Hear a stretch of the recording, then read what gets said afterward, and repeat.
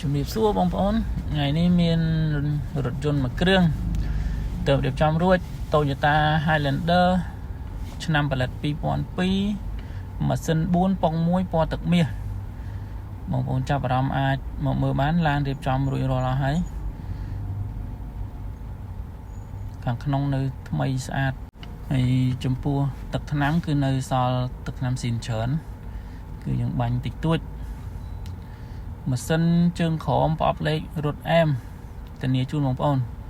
ខាងក្នុងក៏នៅថ្មីបងប្អូនឡាននេះដែរជាប្រភេទឡានលក្ខណៈគ្រួសារសំចៃសបកកង់នៅថ្មី4គ្រាប់បងប្អូនអាចមើលបានឡាននេះប្រភេទកៅអីចុចឲ្យបើកដបូលបងប្អូនបើសិនជាបងប្អូនមានចំណាប់អារម្មណ៍អាចតាក់ទងមកឡានរៀបចំរួចរាល់ហើយអរគុណច្រើន